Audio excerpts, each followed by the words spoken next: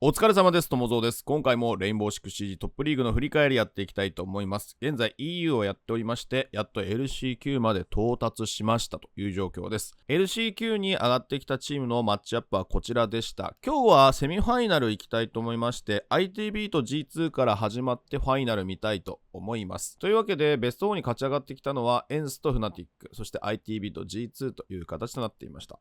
エンスがウルブズ倒したのが一番の1回戦のハイライトでしたかね。ちょっとウルブズはこの試合本当に歯車狂いすぎて、見たんですけども、ちょっとどうなったんだろうなっていうぐらいわからないぐらい不調でしたね。あとは個人的にはワイルドをしてたんですけれども、ワイルドはちょっと ITB の前では勝てなかったということで、ITB やっぱりベースの部分がしっかりしてるので調子上げてきたなっていう感じで、G2 勝てるかどうかという試合からまずはお届けしたいと思います。今回も振り返りとなっておりますので、準備フェーズ飛ばしておりますので、その点ご了承ください。それではどうぞ。高層ビル G2。アジトか。アジト ITB だったんだ。で、3層 G2 ね。よし、見ていきましょう。アレマーさんが足やってる。Alright. Off we go. The attack starting off from G2. And, well, when they started off yesterday, I was afraid there would be some high pace, but instantly Noah for the jump finding the entry kill into Alamau.There's always a good one to get going with. The leadership of G2 basically falling instantly. Of course, he'll have the 4 POVs and all the cams to his disposal now to make the calls. メジャーで当たって真に C を消すのを楽しみにしてます。でも個人的には日本チームもう当たらないでほしいけどな。一回見たし。なんで今カメラ変えたんだ。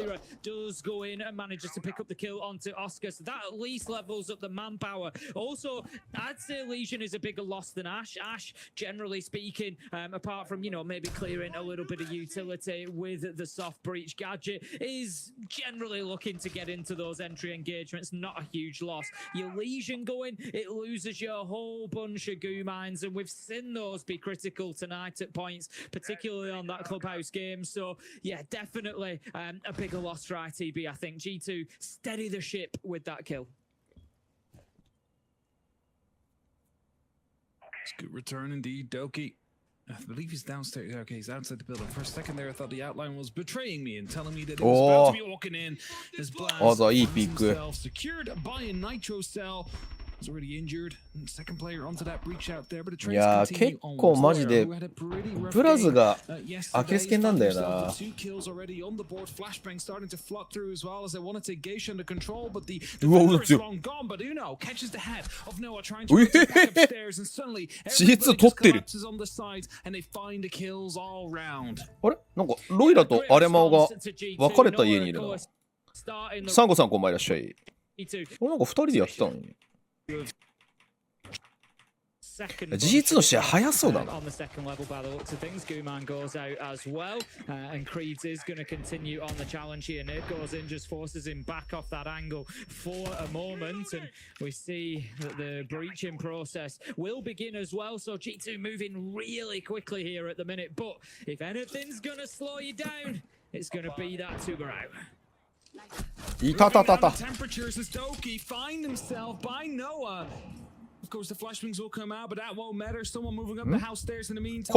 It's the refrag from Alamau coming out there. Are you aware of where the player is? It seems like it as pings are coming through. However, Kendrew and Laura both find one for their efforts. There's only 2 people left on the side of G2. They're finding themselves close on the actual side itself, but not quite inside. As Alamau finds one and continues to push.This is ITB are just not even in the early stages of this game. They're not taking full advantage. That's a さすがに早い。やっぱ G2 の試合ラウンドがクソ早い。めっちゃ仕掛けるな。やっぱこのスピード感だよな。これを CAG がついていけるかどうかやな。傾斜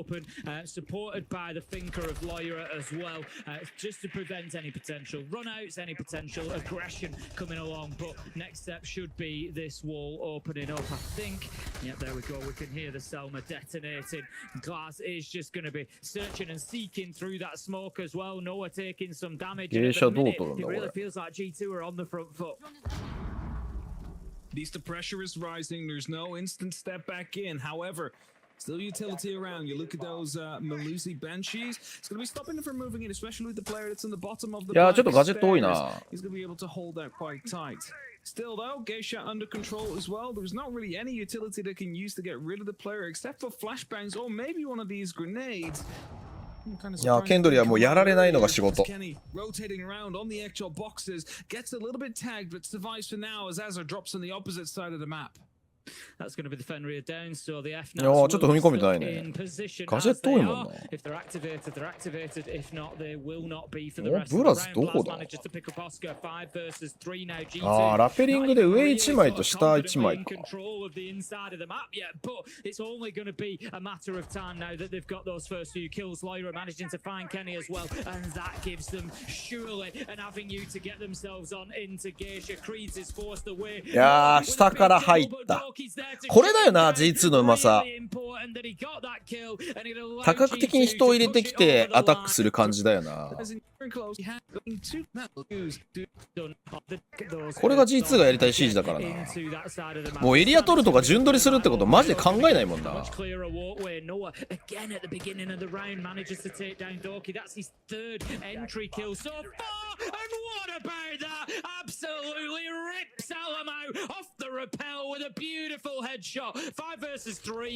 や、今のはうまかったけど、ちょっとアレマの逆ラペも下手だったな。Basically, you can almost consider it done already as another double kill comes through on Blaz. Now the last man standing had to rappel down to grab the diffuser, and before he even hit the ground, his entire team had died. He'll try his best in the 1v4, or will decide to slow things down to make sure that ITB is not able to. 1分ちょっと過ぎた段階でもう 1v4 だもん。早え、ラウンド消化がマジで早え。いいよ、俺こういう CG 嫌いじゃないよ。Arguing about that. And of course, they still have 2 other opportunities to do it.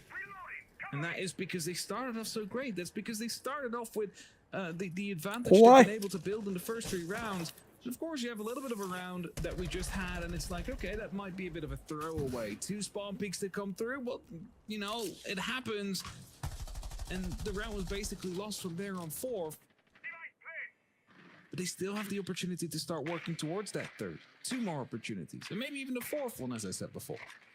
G2 again looking to get some control over Geisha by opening that これが G2 の動き。 consistently throughout their attacking rounds, and we do consider Geisha as one of the cornerstones 絶対差し込みに来るんだよね。 here on Skyscraper, but it hasn't really netted them much benefit, to be honest, going in there and looking to take over that area. キープする弾力がえぐいけどな、あれは。 work around it and still secure themselves a win. So for now, the work continues towards office and exhibition. How about that then? 音聞き切れてない、あれも。マジか。 That Oscar was pushing down those stairs. He kind of had a vibe, maybe a feeling that somebody could, but he was not prepared for that at all. And once again, Alamau goes early. Not a great start for Alamau once more. And いやー、これで逆エリアがアレマの差し込みがなくなったから取れなくなったよな。ドキが取りに行くけど、そうだよね、取れるのここのポイントしかないよな。そう、この戻りは抑えられないんだよな。いやー、いいハサミ。いや、さすがにカバーラインが多いか。カバー車線がめちゃくちゃあったね。来た！ブラズの調子が上がってる。ブラズの調子が上がってる。ブラズはついに順応したか。い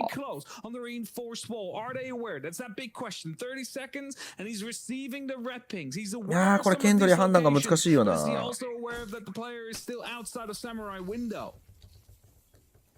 一人位置が分かってる。でかっ。わ、いいチャいった。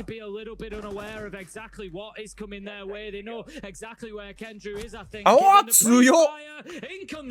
ブラズよく取ったな、それ。いや、ケンドリちょっと消極的になったな。位置分かってたから、ここはもうガンガン勝負すべきだし、テーブルの上から勝負してもよかったよな。早いのよ。あれもマジでやばい死に方しすぎじゃないか。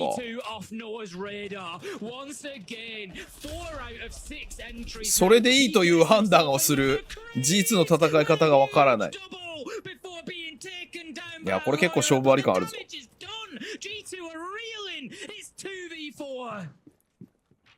Luckily for G2, they already found themselves that third round, so everything right now is just going to be trying to salvage as much as possible from the round.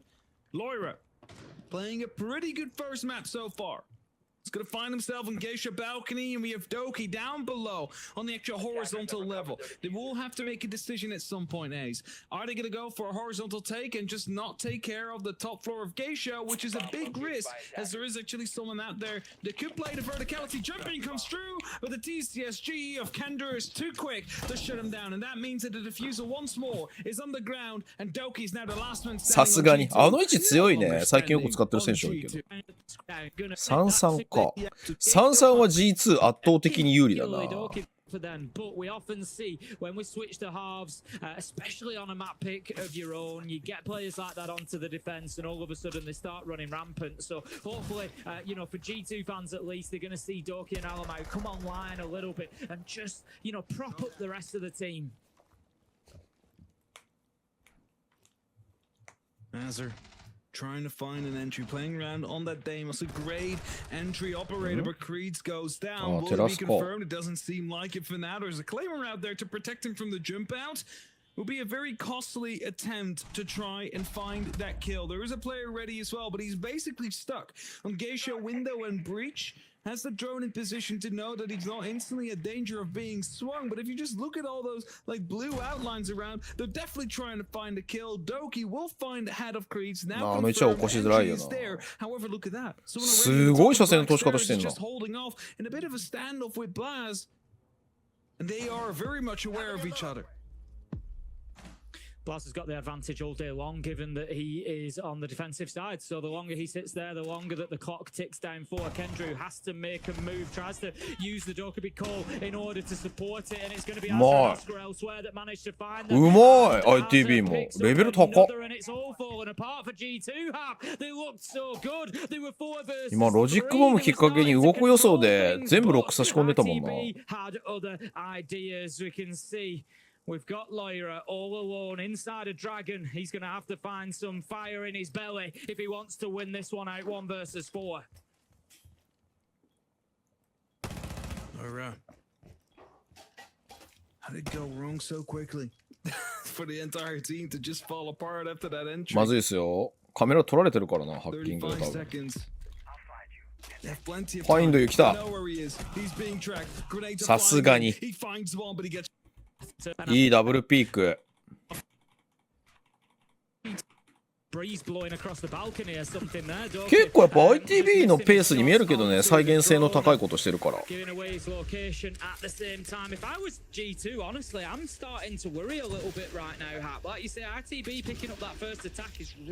部使った。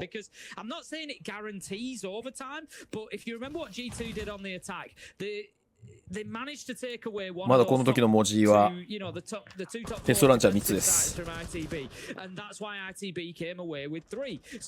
Now you start looking and you're wondering now towards those third choices, as you mentioned, can they hold on to Kitchen Barbecue, or are they going to be punished there by ITB? Because right now, if they can't find a way down, then it's overtime at absolute best. Another entry. いい連携。 ITB as Oscar goes in and takes down Loira. いいカバー。 But Dorky's there on the backup. He doesn't miss a single bullet this time. これでちょっとクリーズの HP 値が響くぞ。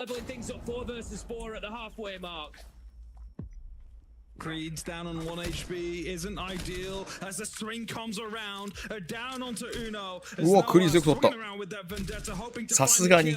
We'll get it. But Doki in the meantime has found a triple for the return. And we find ourselves in a 2v2, but the side is めっ not ちゃ under 当たりに control 行くやん。 of the G2 players. So trying to sneak themselves back in, but have to increase the gap inside the geisha. Flashbangs are being tossed in. They know exactly what is going on there. Kendrew sitting in the middle of the side with that diffuser, unable to actually start putting it down because the pressure's still out. But now Doki is getting tracked. They know exactly where he is. The Vendetta swings in, just misses the mark, but he also いや knows ちょ he っとプラ cannot ント step 行きづらい out. な。 And that forces it on Alamau, who え gets the kill onto Kendra just in time as he went off the diffuser. Noah in the 1v2 now. Needs to clutch it out. Vendetta and a あれも single どういう death 抜き方したん marker. だ He よ can isolate one of these opponents, but they of course will be playing on the swing here. いやこれいいYeah, Doki 2つの車 outright 線 just 敷いて know る that they need to be patient now, hold the lines of sight and wait for one to shoot and the other one swings. Just make sure that they're there to 文字取りに行ったな affect that contact. そうだよね No 文字の位 matter 置がグリーンだもんね Can see that the Mozzie has been targeted. Alaman's position will be known, but Doki's was not. 気合入ってる From あれもめちゃくちゃ気合入ってんな And let's say RTB win it as やっぱ気迫出していかないとダメだよな G2 can go for primary choice. So they can take those two top floor sites to go 6-5, 7-5. So you kind of lose your advantage there, and it goes back into the hands of G2 of being able to hold on to top floor sites that they want to hold on to defensively. So really important here that RTB send a message and get the second win on this site. Not a good start though, as Blaz manages to take down Noah, who has been much quieter in the second half of this game. Hasn't quite been able to find a same mark indeed, and well, that happens. Some ブラ players ズ just play い better や on the オスカー defense, 一人で some on 取り the に行っ attack, て and るあアザーが sometimes 下 you に just 入 have っ a てる half and the other one doesn't quite すごい connect. 広がってるね It is ITB just strange how those things work every now and then. まあ浮いて当たってくるからなあれもあとドキ But が they also managed to get the opening kill the last time あれ round. も when 一トライ they か Then the うま entire team fell apart as 下から the Vendetta from below finds Alamau completely unaware of what was あ happening れも out さん there. 大丈夫かだいぶやばい死に方してるけどまあ今のは相当うまいけどなファースト取られすぎなんだよな Don't think G2 will. しかも今結構ラインきっちり守っててやられてるからな Windows are trying to look through and hold back the divide in that map as soon as they pass that white wall that they instantly are being seen and being challenged. デーモス Yeah, 切 I って think る you're ね right. I think G2 are pretty much intent on holding the angles that they've got for the time being. We see Dokubi Cole coming in as well. Not really going to reveal too much for ITB here, but it's kind of like a negative このブラックミラーどうするかだな information thing, isn't it? It's like, yeah, you might not be directly hearing a phone call, so it doesn't kind of reveal anybody's location, but what it does do is it tells you there's nobody there. So it does as much in not being heard as it does in being heard. We can see the Candelas going いや in ブラックミラー now. 割ってもらわないとダメじゃないこれ Trying ああ to なるほ push ど forward, trying to get a little bit of space. The Tuberai is going to keep that mirror in place, I would imagine, for the 綺麗に rest セル of マ this. 展開してる No けど auto canisters left, so it might breach just at the end, but it's not going to be ブラックミラー any 重っ significant amount of time. And here G2 go, looking to get aggressive. Nitro goes out unsuccessfully. The challengers come in 13. うわ限界ポジ And it's G2 うわ on 逆側が耐えた and Doki find a killer piece. The さすがに challenge is coming from Dragon, but it's all shut down. ウードの互いエグかったな今 Just one 主導体が打ち勝ったのが一番でかいけどウードよく耐えたな今逆の進行 for defensive win rates, so still both pretty much, you know, but for fractional percentages, both 65% and above win rates. So if G2 get this round, what they can't find. いややっぱトゥバラを高層ビルで残しちゃダメだよな RTB, it's crucial that they step up and win this attack. だいぶきついぞ And これ that's the tertiary side. It's what it's for. You want to make sure you take that. You just mentioned it. Because especially G2 otherwise have two opportunities. And, well, first of all, ワニパニシこんばんはいらっしゃい I think they can choose at that point. Yeah, no, just one side of that. Moment of the day. It'll have to be karaoke. いや高層ビル一番トゥバラをバンしないとダメだな But that was like more like, is that valuable? No, I don't think that's actually a viable site to go to. Screeds just wanted to go for a little bit of a tap. No one really showed. on the逆サイド other 割りたい side. よ Shots are being fired back, so plays it carefully. with 90 seconds. And with 90 seconds, you look at a control that's currently in the hands of CG かなりやる気っすね。どういうこと？ They're droning out, they're trying to get control of that top floor, but after that, they also need to get control of Geisha. だいぶ練習してるっぽかったけどな。They still need to go down towards the actual site itself. And only Creeds is in the building now as Kendrew's instantly shut out. And that is not a great start here for あれもマジでクソ勝負するな。仕上がり方的に、いや、今日のは評価難しいよ。まあ、ベースの質の高さは圧倒的に2チームが高いことは証明してくれたけど、作戦見せてないからね。相当練習はしてると思う。あの感じは。い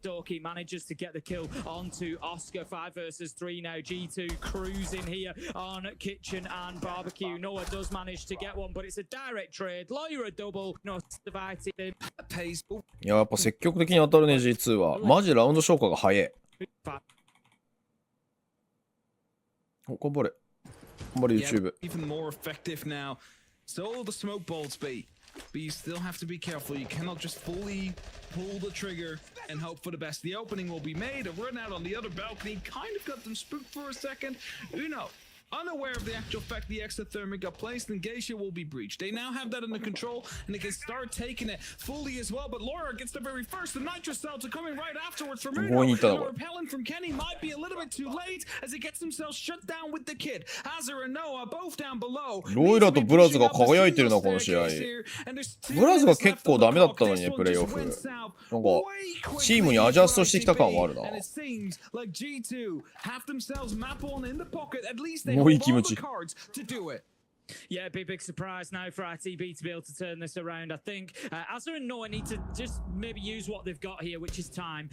Don't rush into over aggression here. You can change, go up a different staircase, get yourself upstairs, maybe try and push from a different angle. 打ち合う理由がないんだよな。They've got 5 on the board. They're not going to go chasing those. いや、階段上がるの地獄すぎる。As you can see, they've now been able to move, as I say that. いや、これでカバーなかったからいないになるよな。あ、カバーできなかった。まずいっすよ、これ。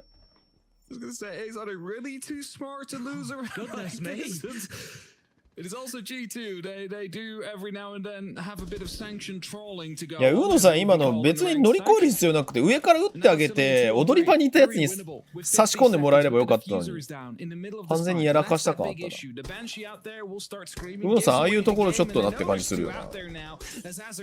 堅実なんだけど逆に暴れるプレーが苦手。これスコポスで戻ったんじゃない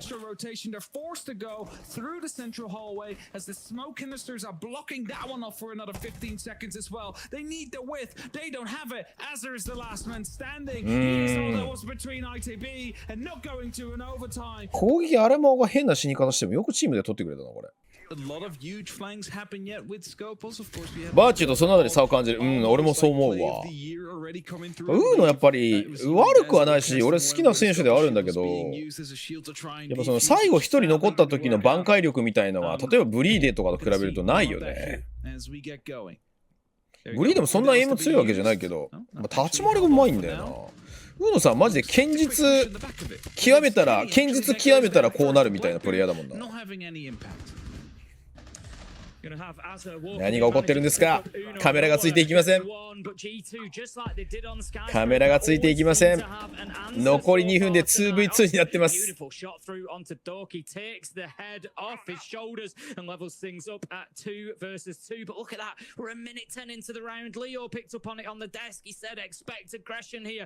Potentially more so from G2, but ITB playing a very similar style a lot of the time. Opportunistic, looking for those gaps, looking for those chances to get involved, and that's exactly what they've done. Really good stuff. 2 versus 2, plenty of time left on the clock. I feel like maybe this one favors G2. 1回入れたいよな。Yes, but also if you look at the HP, there's a slight advantage there for the side of ITB. They do have some time to work with as well, and of course they can try and eliminate just a single player. But うわー、いいピーク。 from Oscar, うまっ。 causes some panic, and now Blaz holding off the hallway. ただブラズの勝負位置も悪くないぞ。 One single straight shootout. あ、 The ドラ drone 回して will る。 soon confirm where he is, and at that point they have to make a decision. Either you run for it or you don't. 近くにいないことは分かった。廊下にいることわかるかこれ。いやちゃんとダブルピーク偉い。音聞いたな今最後。あそこドローン回ってなかったからな。まあ臭いっていうのは分かってたと思うけど。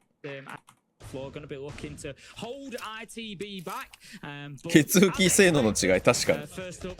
マジでさ、さっきの高層ビルの攻めのアレマのやられ方マジでエグかったぞ。ゼブラさんこんばんはいらっしゃい。So slowly, it gives him the opportunity to start pressuring the side slightly, but verticality again key needs to be gained. And as the drones are starting to roll through, of course, you see right here, Blast, Laura, Doki, all up there, and I believe Uno as well. So just a single person on the site. Instead of actually hitting it, they're deciding to go for the top floor. Actually, no, might decide to go back towards the actual site itself. Laura was spotted out. That's pretty why you saw that return coming out from the Damos, trying to see if they could maybe nail that free kill from that from the horizontal angle and basically force a rotation from those players up on the top floor to happen to go back towards the side. It's always a huge opportunity for attackers to catch some off guard. G2 just being able to hold on reasonably. いやマジでアジトはカメラさんもどこにカメラ持っていいか予測は難しそうだな。いい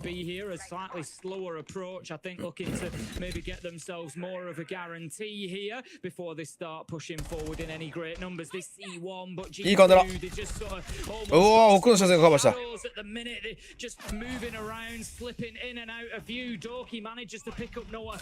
おいいカバー。ちょっと2回取るの躊躇した。おお強っ。あれもやっぱ防衛強えな。防衛強え。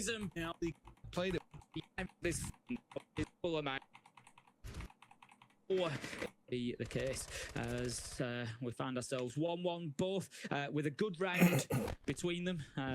僕は未だにバーチューがケツ拭いてんのに試合終わる前に GG 言うてたアレマを許してない。そのあたりから不協和音が始まったんじゃない？てかなんか規律のないこう柔軟に対応するスタイルはあんまりバーチュー好きじゃないのかもしれないね。今のシークレット見てるとベースがあってアドリブがあるじゃん今のシークレットって。だから見てておもろいじゃん。再現性も高いし。G2は基本アドリブだからな。たまにセットプレー持ってくるぐらいだもんな。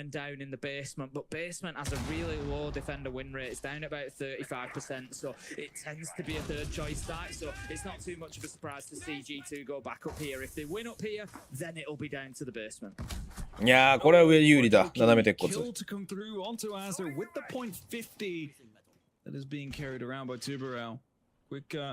Zoto chemistry to be used as well to slow down any breach in the opposite side. I think it's already started. If you look at Noah, you know, you see one of those extra thermics is off the board. Probably will be detonating any second now. As the Tiburos and the Zotos will be running out at that moment. Rotations are happening. That's one weird looking barricade. Always that one. It's the only one that just looks slightly off on the texture. Yeah, you just get that little alternating. このバリケ何これ？感染がおかしいだけこれ。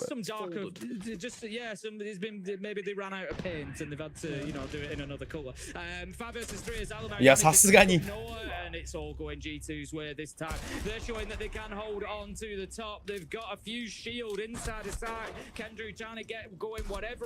さすがに。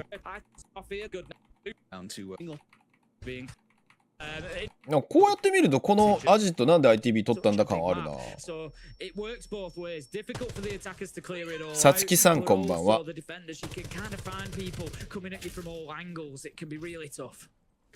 Now, this is actually the fourth time that G2 is playing this on the defense. They are ファビアン時代から経験してたらアドリブばっかりを嫌うしそうでも驚かない。まあ、ペングーとも一緒にやってたからな。ペングーもどっちかっていうか、アドリブじゃなくて結構ベースはあるんだよな。哲学はちょっと違ったけど。As Oscar slowly come up some of these staircases, has some cover right behind him, and Kenny is playing around on the fuse shield. But for now, it is just starting to put down some pressure, and here you have it. The first bits of heart breach coming through, gonna start making sure that they have angles in the side, and they can start looking through as well as maybe find a kill here or there. モンタブリッツ版なのか。continue to create the holes on into sight. Creeves manages to pick up Uno 5 versus 4 now as ITB look to push around the corner. Azar onto Doki 5 versus 3. It is all going in favor of ITB. Loira, however, maybe just manages to stem the tide, but no, Creeds is there for the trade, and that leaves us now in a 4 versus 1. Certainly over.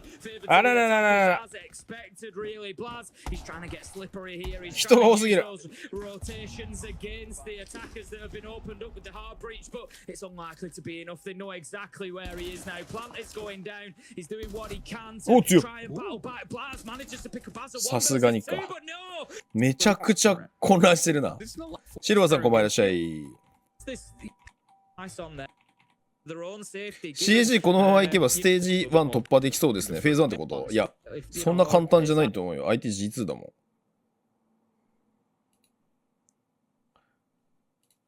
勝ってもね、ブラックビアードじゃない、ブラックビアードじゃない、ブラックドラゴンズと CL4 ライフの勝者だし。ただ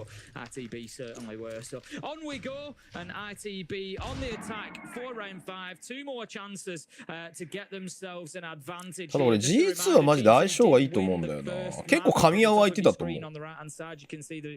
そのメジャーでガラッとチーム変えてこなければ。でも G2 それ変えてくるチームだったりするからな。ベースは変えないけどタイミングとか、いやコンセプトは変えないけどタイミングとかエリアの取り方とか変えてくるかもしれないからな。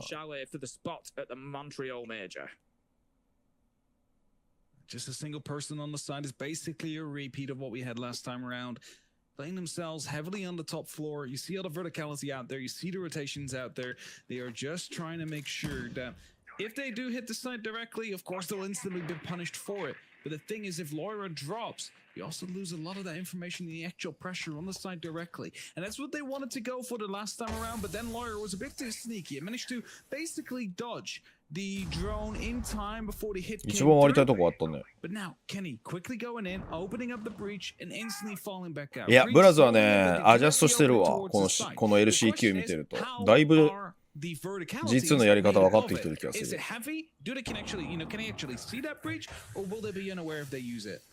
ああ、餅つきしないのか。そこ割れるともういよいよきついぞ。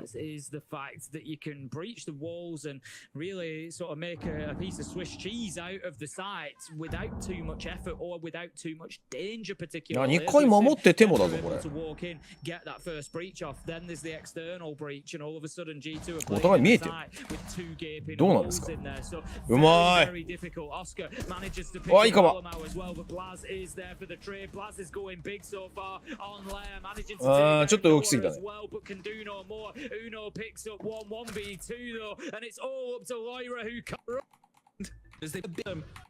よくわからん偶発的な戦いで削り切ってる気がする。いやでもマジでブラズが今効いてんだよな、この試合見てると。さっきロイラとブラズが無双してたからね、1マップ目。アレマがもう2の9とかもうボコボコにやられてんのに、ブラズとロイラがケツ拭いてた。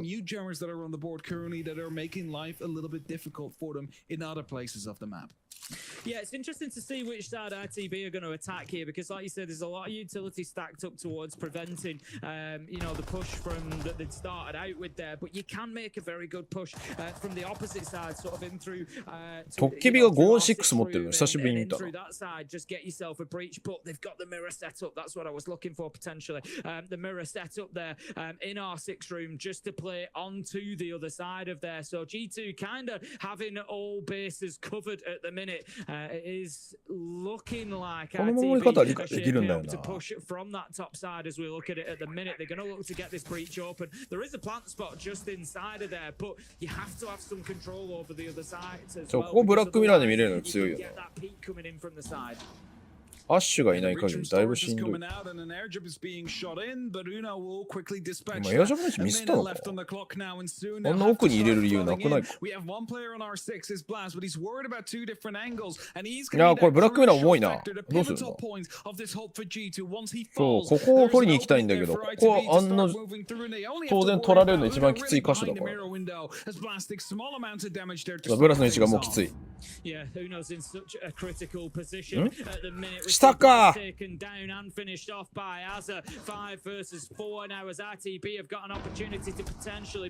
もミラーどう処理するんだ。わあここ打ち勝ったのでけえ。これで廊下側見ないといけなくなったんじゃない。そうだよね。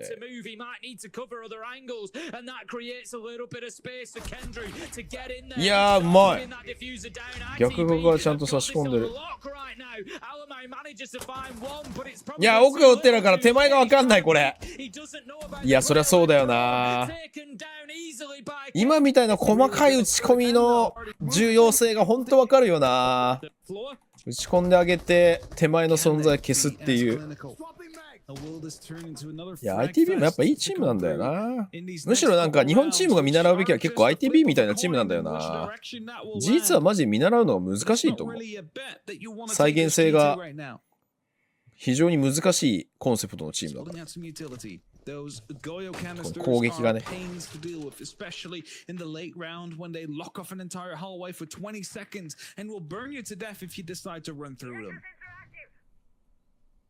G2 just still trying to shape up an entry point into the building at the minute. What's the droning going on? But with a minute gone off the clock, a third of the time available to them, they haven't really got themselves established anywhere yet. Drone is going to be taken down by Azza, and that maybe just creates a little bit of space. Hatch was open, he drops down. Is it going to be the job of Lawyer potentially to go hunting and find that smoke? For the time being, he's looking to open up from below, but there's the knife from underneath. It doesn't get the job done. It was すげえな。地下からカバーしたってこと？おいるわ。アザいい選手だよな。あれビリビリ探してんのか。いやこれ下もケアしないといけないからしんどいよな。いやー今のエレクトロ黒だった。Waiting for verticality, you saw something being destroyed out there, which allows these breaches and the actual cluster charges to come through. あれまだビリビリしてる。降りてきた。Yeah, that's the danger for RTB here. They are still going to be. いやコーチの権利まんまだと思うけどどうなんだろう。俺も最新情報は見てないな。Managed to make it back up to that top floor, exactly where they need to be. Rapid movement from them. Asa does get a kill as he returns, and it's now 4 versus 3. 20 seconds left to go, and G2 have no choice but to just brute force this. Doki manages to find one. 2 versus 1. すげえ強引に起こしてる。 As we see, Alamo is down, will be collected, but it's burning pressure. Seconds, 10 seconds left on the clock, and G2 are going to have no choice but to go in and just try and throw this diffuser down. Doki looking to use the rotate, in he goes. They decide to try and lock down the kill. There. さすがにやな。 Might have to see a slightly more direct approach here. I'm sure that they will want the hatch at least, though. G2. いや俺ちょっとさ CAG が勝てる方法が思いついたんだけどさ。このアジトが典型的なんだけど G2 ってさやっぱ多角的に入って囲い込んでくるからそれが苦手なマップを取るべきだと思うんだよね。一番相性が悪いマップはこのアジトで、あとは銀行とか広いマップ、タイミング外せるマップだな。領事館とかがいいかもしんないな。高層ビルとか案外スニークができるからやりやすそうだったんだよな、さっきの見ると。だからそのなんかマップ版で全てが決まる気がする。DD 君が分かってると思うけど強っ。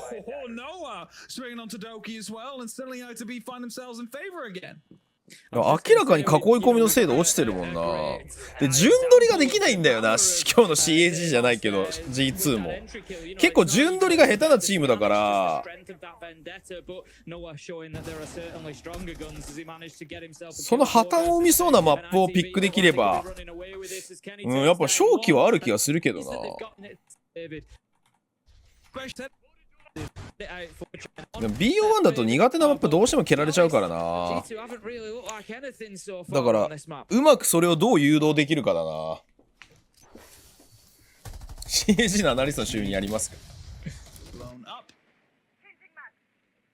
ITV 戦ってるのに配信のコメントにコーチ来てコメントしてる場合かと思った時があったの。何やってんだよマジで。あのコーチもちょっと変わってるよな。And confidently say that you'll lock off that round. And now 6-2, 2 rounds later, they're finding themselves with 4 map points to push us to the next. ヒラリーさんフォローありがとうございます。バレバレだね。案外ドローンってわからないもんだね。案外ドローンってわからないもんだね。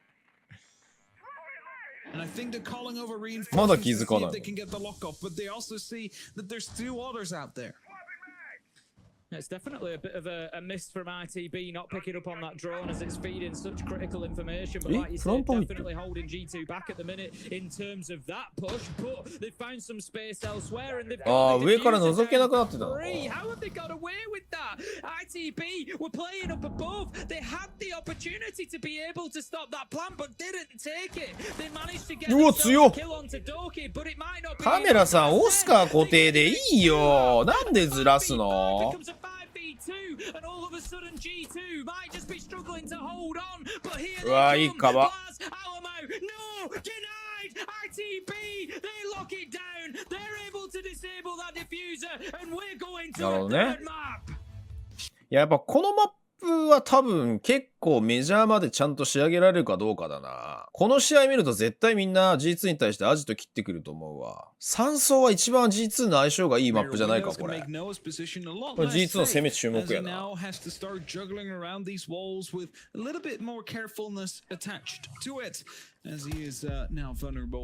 また仕掛けてくるんじゃないこれすぐに。A little bit of utility taken out. Of course, the top floor is going to be a priority here for G2, you would probably say, especially given the fact that the hatch is right above. However, if G2 find out, oh well, this room is quite heavy up on the top floor. Maybe we should just avoid it altogether. They might just go for a horizontal spoosh. マッププールでも意外に広くないかもしんないな G2 こうやって見てると結構 4-3 で得手不得手が明確に分かれるチームなんじゃないかな。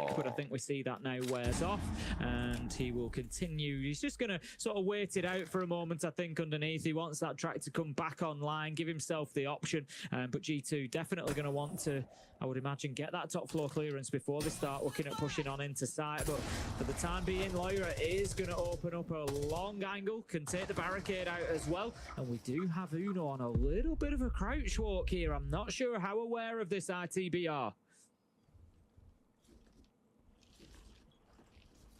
Still 5-on-5, a minute left. It's quite some ground that still needs to be covered, but look at G2, they're all coming in from the horizontal flood right now. この囲い込みよ。これ G2 よ。ほらエリア取りとかしないでしょ。しないっていうと語弊があるけど、一気に来るんだよねこうやって。そうで完全に削り切るんだよな。ただ結構今アレマが救ったな。今俯瞰で見てたからよかったね。位置分かってたのによくやられなかったね今。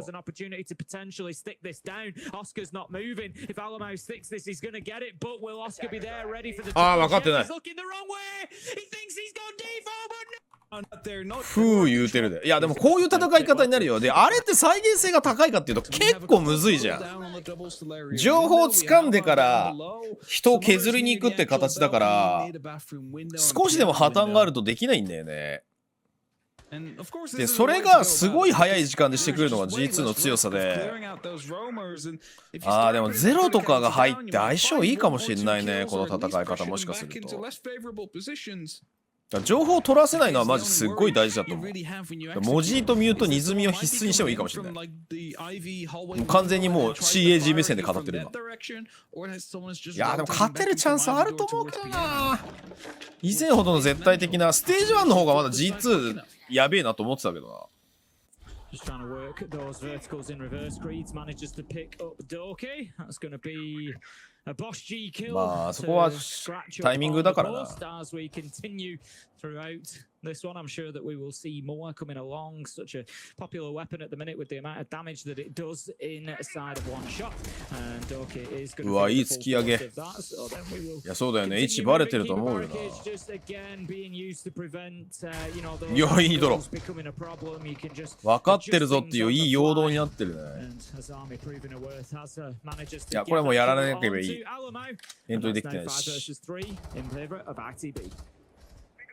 Right, to be trying to fight back instantly after that round loss, which should have been theirs, arguably as well, if it wasn't for Alamau, who has, by the way, clutched out multiple times already throughout these LCQs to bring rounds into favor of G2. いや、これはエントリーもきついね、言うのが。He will not be putting up another 1v3 clutch. あ、これ分かってないんじゃない？階段は取れそうだね。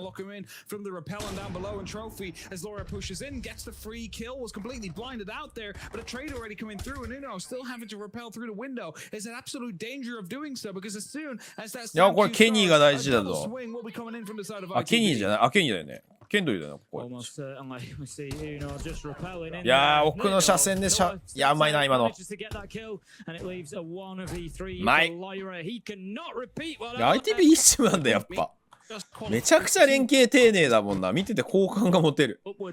今の打ち込みとか。マジでいいチーム。あれ、なんか一人いらっしゃらなくなってる。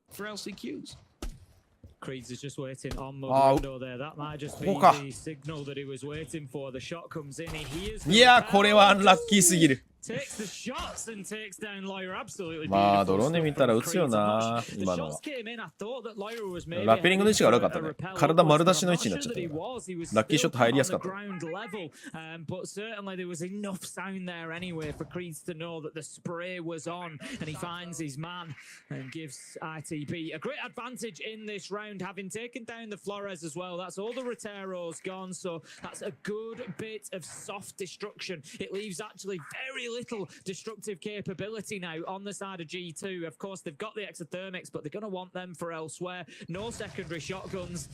It's going to be tough. It's going to be tough. Grenades are being tossed up, trying to find the Electroclaw. First attempt fails on the furthest one. However, you see that the opening has been made on the very left one. Turboral will be used afterwards to try and slow that down, but we do have IQ. パンチデバイスに映らないんだ Not going to be finding that, of course, but might be able to find an angle elsewhere to try and shoot that ゾトの down. 有能さを感じるわ。 See that the Twitch drone is hunting, is trying to find something, but Blaz will be left without really anything but the default camp to find. Just waiting there to try and prevent themselves getting tricked. Don't think they're aware that there isn't really an opportunity for that to happen, so just trying to make sure that they do at least deny anything that comes on through, but it's burning so much time for G2 here. They just sat waiting. They see that they don't need to be using the impact EMP, so they're going to keep that in pocket for the time being. The thermite drops down and opens directly from fireplace. ゾトで粘られた時間は一応回収はできた。 They've got the plant spot open at the minute, but it still could be potentially difficult to put this down. It's the only option they've got really, because they can't 下を取る。記念に変える？ if they were to take master to try and then hold on to kitchen by ここ多分もうロックだけだろ。 it's not really going to work, so いや、裏を陽動に使ってウーの進めるのか。 Still over the top. Is a little bit of damage towards Azar, finds no on a very tight angle, and instantly 決め打ちが入った感じ。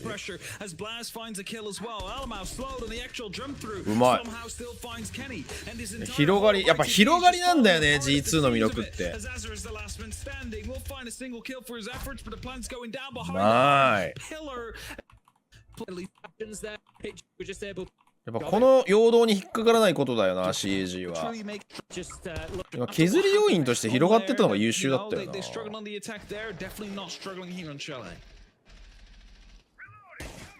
Again, ITB just looking to get aggressive. It's Creeds. He picks up the big まだ外にいた？ again, but Dorky's there with いや、これブラズ落としたのでかいな。 with an answer. Immediate trade comes through, and that is a mute traded for ラム落ちちゃったの。 Not a bad trade, to be honest with you. The mute Bad jammers will trade already be out. The utility will already be used. The nitro is likely gone to the grave with him. But どっちにとってバットって言ってるの？ a real focal point for creating verticality on the G2. ラムがいなくなる方がきついと思うけどな。ああ、でもそこまでじゃないのか。バー娯楽だと。そこまで突き下げ必要じゃないか。吹雪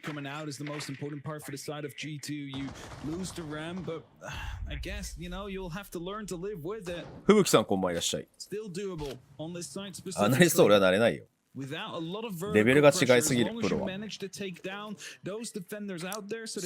それっぽいことをああだこうだ言えるのがキャスターの仕事だもん。Switch drone in. I'm not quite sure what Alamo was shooting at, but that kind of pulled the attention away and also took. いやー、ちょっとブラックミラーが重いね。Yeah, now the question is, do they have any answer to it? You can see, you know, just taking ドキ詰めてる。嘘でしょ？何その詰め方。えぐ。いやでもちょっとスモークで逆に行きづらくなっちゃったね。いや、戻り見てる。よかわさ。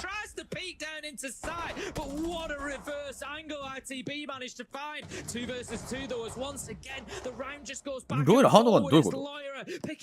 with the pistol and managing to bring G2 back to 2 versus 1. However, Oscar's got something to say about it. He finds himself in another 1v1. Can he win it out this time? 対応していく。ちょっと危なかったけどね。上に上がる判断はかなり良かったけど。Their successful defenses. G2 didn't really get themselves too established, if I remember rightly. There was still 3 left alive for ITB at the end of the round. They kind of picked G2 off reasonably easily. So G2, we want to see them here. You know, what can they do differently? Get that breach open, put a bit of pressure onto site, and that's not going to help as Noah takes down Dorky. That's the Dorky be gone as well. Phone calls lost. So again, challenges that G2 are facing round after round. マジで順取りしてこねえな、本当にこのチーム。あれなんか一気に削られていった。Again, like a blink it and you miss it moment, and the entire team of G2 have just evaporated off the map. Only seconds after Doki fell first. いや、こうなっちゃうんだよな。A 1v4 clutch, I mean, it's not impossible, but it is seeming very unlikely. And ITB looking to take the lead in this map and thus in the entire series. G2 are really struggling on the entry at the minute as well. It was something that, you know, we commented on back in the ENCE and Fnatic game. Fnatic really struggled, you know, to have that positive impact at the beginning of the round. And so far, 5 rounds, I'll give you a guess how many entry kills have gone to ITB. And if you said 5, well done. You're absolutely right. ITB have taken the first kill every single round, and they're doing well at building an advantage on it. You know, yes, they're only 2-2 here. In terms of rounds, there's probably been maybe one missed opportunity with Oscar onto Alamo in the 1 versus 1 that he lost. It could potentially, you know, be advantage to ITB at this point, but it looks like after this round it's certainly will be 45 seconds left to go, and Uno just trying to tickle, just trying to see if he can provoke. あの位置の防弾カメラいいな。ITB, but they're going to give him absolutely nothing, just completely stonewalling him at the minute, and there's going to be no response, no movement. I think it's hands off keyboards at this point and just wait for Uno to move into. みんなラインに入ってるもんな。お、遅れた。危ねえ。危ねえ。弾切れがなかったらちょっと危なかったぞ。ケンドリュー寝起きすぎんか、頭が。寝癖やばいぞ。So is that age-old discussion? Do you prefer to play 2 back-to-back best of 3s? Or do you rather like have the best of 3 off where you have to scrim and see that way if you can stay hot? We do see later, oh actually, Alamau just sneaking all the way through. He's cutting all the way in. The drones are there. いっ There's someone た towards him. That's a free kill to come in towards his favor. There's a second player near the actual bathroom. Azuna finds すれが another すれ kill 違っ as てる well. Kenny on the actual hunt. They just pass each other without knowing. And the Kenny あ、見た comes in and they just saw Alamau sitting out there. It's like, how do we pass each other on this? え What? What? クリーズクリーズやばすぎる今の反応。い G2 absolutely dominating this round so far, and what an やこれなんだよな。今ロックしてんのウーノだろ。結局これが G2 のアタックなんだよな。ウーノがドローン回し上げて残りの4人で囲い込んで潰すっていう。 Three here on Chalice. To be won, there is opportunity that Deimos will do exactly 日本ベスト 5？ まあでもスカウト CG からもう5人作っちゃうかな。それ以外で入れるとしたら雪津くんぐらいかな。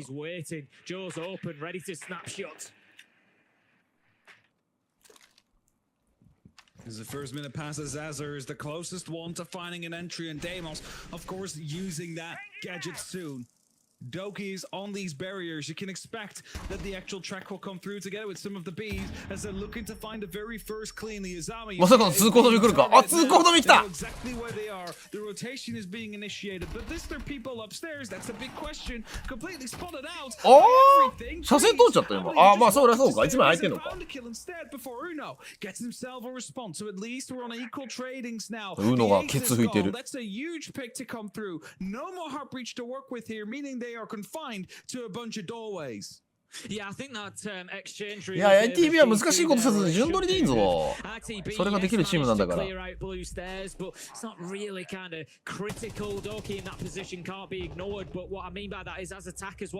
そうそうそうそう。こういうのがうまいんだよね、ITV は。いいとこ出てるよ。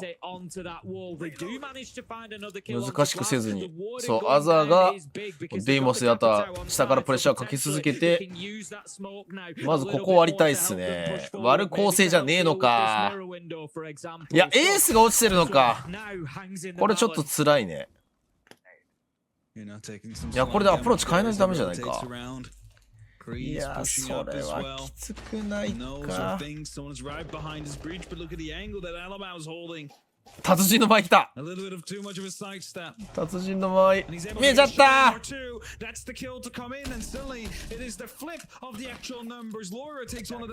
いやー、これもったいないな。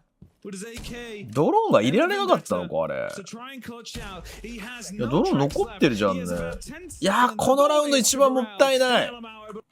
このラウンド ITV 一番もったいないぞ。情報取れれば。One of these, everybody has just queuing in the morning. I think it was Haldy on the team at that point. Did you win or did you lose? We won. Yeah, no, we won. I didn't. 今のラウンドマジでもったいないな。Back when you still had the other. Back when competitive was even still up to 5 rounds only. Lyra gonna take down Azar, and we see it on our screen. The Nitro comes 下でドローン見てたのか。 and does the ウィンドウか。 damage. That's the Deimos gone, and again it's another big loss early in the ここに round. 銃落ちてるね。 Such a powerful entry operator. They're gonna lose. いやー、ちょっとアザーの。ももちろん外か。いやー、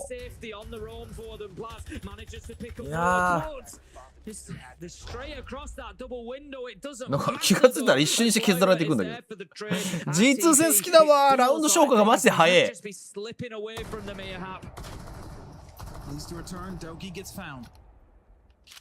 the 1v3 we go. 90 seconds, you can almost guarantee that the last couple of players are either in or above the side itself. And Creed's not having a diffuser, has a lot of work to do. It's going to be taking out all the default cams, all the utility that he might think about. And G2 in the meantime have completely rotated downstairs. They're not thinking about staying up whatsoever. It's a danger, leaving one person up there. Because there's another 1v1. He has pings on one of these players. He knows that the hatch is out there as he gets challenged through it. He's wanting to get the verticality, but he's just slightly いや off. キピン微妙にずれるんだよな。 Towards safety. あれが入ってバシッとキル取れるとすげえ面白いんだよ。あ、まずい。Can he set himself up for what would be another? Brings it down now from a 1v3 to a 1v2.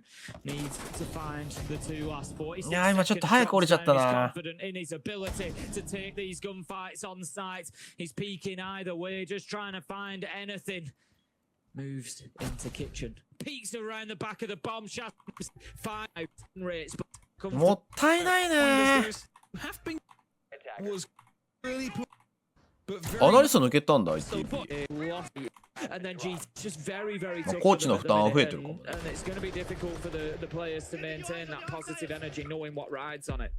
ヌックに変えてきた。でもアザーの差し込みバレてるからな。違うカード切りたいよな。まあブリッツもいないから速攻もむずいからな。G2 for now, seemingly unaware. There's no big response happening yet. They're all just happily roaming around, and as Doki is actually finding himself in a vulnerable position as he is in that hallway. As soon as Nook sneaks up, luckily there's barbed wire, but would have the opportunity to get a clear shot in the back.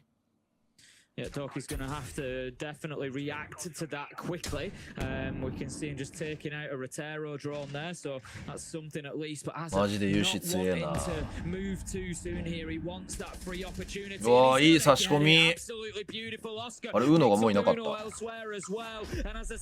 ーノ今やられたのか。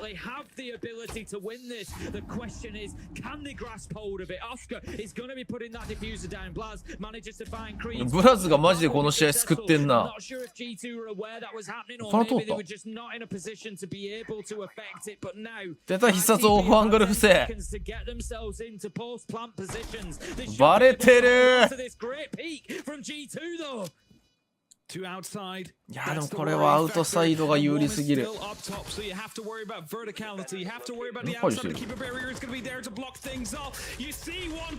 さすがに。The last man standing. You have about 4 seconds to start the defuse, but 3 attackers to find, of which he finds none.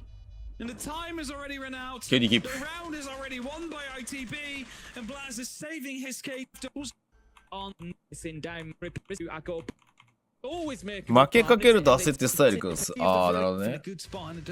今のラウンドいいラウンドだったけどね。6月にアナリスト抜けてんだ。でも6月に抜けたんだったら、まあ、直近でそんなにきついとかはないんじゃない？ちゃんと体勢立て直してる気がするけどな。やり方の見直しとかできる時間があるもん。いやー、ブラズ耐える。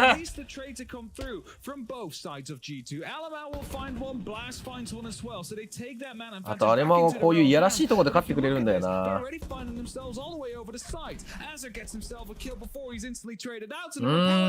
カバーが優秀、カバーが優秀。いやでもこの喜び方を見てる限りやっぱりそこまで自信がないんだろうな、実。なんか当たり前みたいな感じじゃないもんね。いや、やっぱね、最大の天敵はウルブズだったんだよな。やっぱ順取りに対して G2 って本当に攻撃も妨害もそんなに強くないから、順取りって何がいいかっていうとさ、リスクを減らしてる一番の戦い方だからさ、G2 みたいにリスクってくる防衛した時に対しての安定感が出るんだよね、攻撃に特に。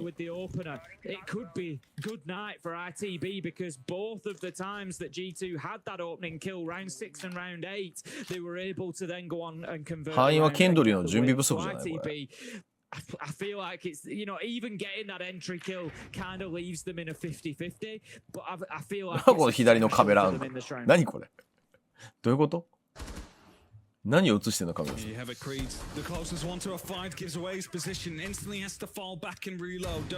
出た。ドキの図書館防衛。お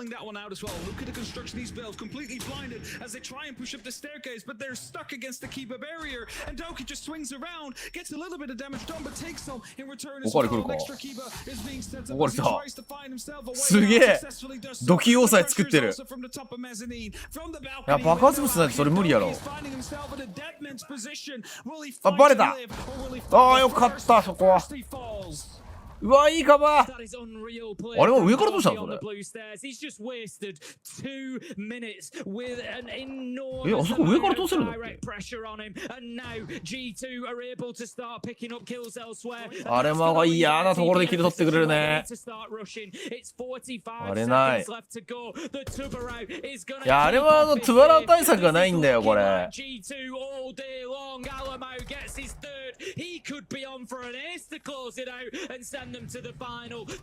あれはさすがにこれ甘えてた。あ、下か現地時間がないね。すごいところで待ってる。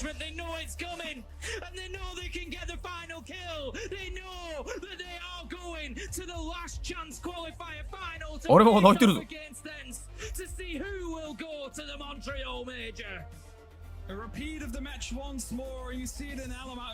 お、珍しいね。あれもこんな表情するのやっぱうまくいってないんだろうな、あんまり。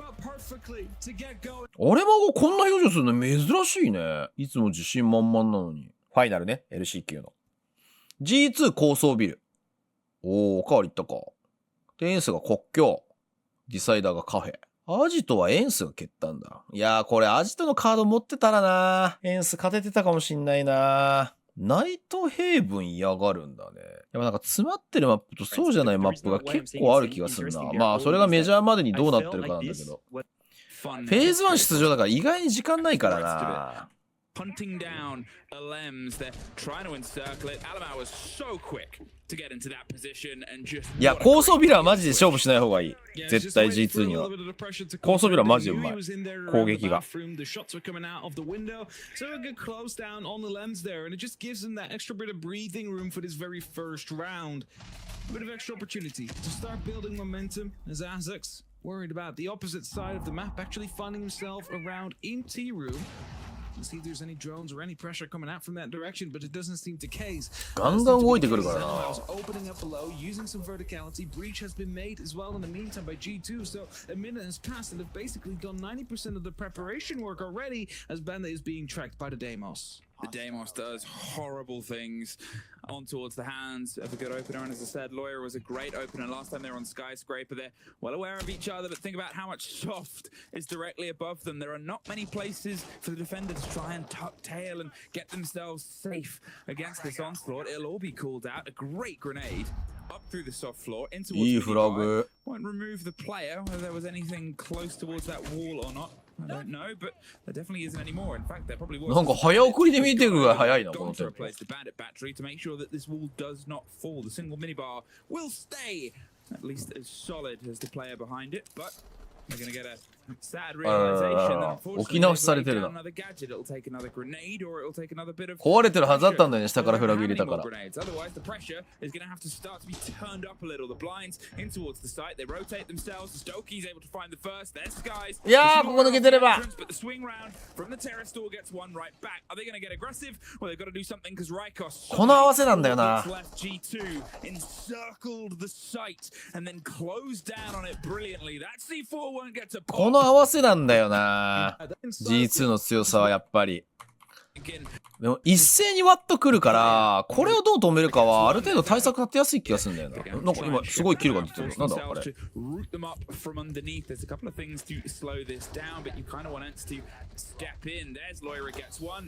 ドキ有刺鉄線で死んでるぞ。どういうこと？有刺鉄線で死ぬようなことってすげえレアすぎんか。い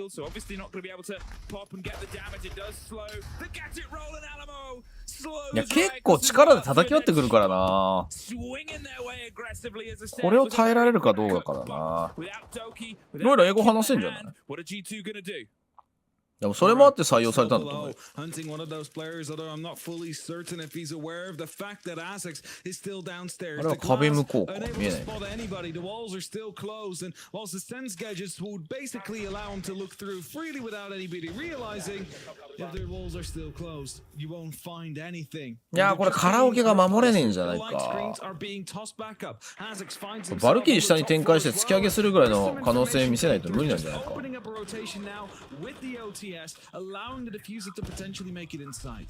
Now here goes the next E1D, and they're just going to try and pulse and scream their way inside. But アレマーのグラスが強すぎる。いやこれ平面で取り返すの無理だぞ。アレマーのギアが上がってきてるね。いやエンスこの戦い方に対して対策持ってきてなかったな。これは結構事前のスカウティングできる戦い方だと思うけどな。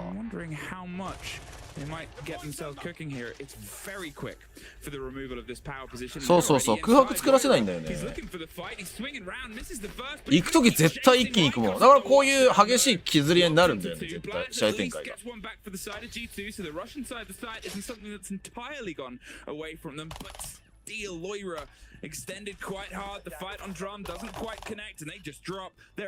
いやこんなグイグイ行くもんね。日本だって何のカバーもないのに言ってたもん。ああいうところを丁寧に抑えられれば全然勝てると思うんだよな。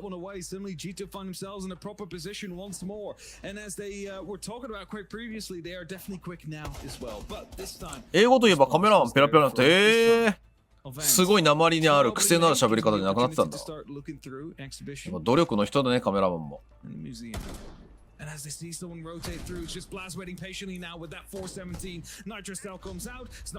いや、ライコスも今いい間違った。ここはこういうとこなんだよね。ほら、絶対決めに来るもん。これを止められるかどうか。でも、これは絶対コンセプト変わらないから、基本対策は取れると思う。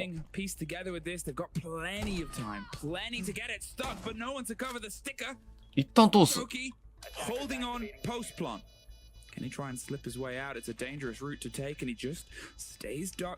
や、いけた。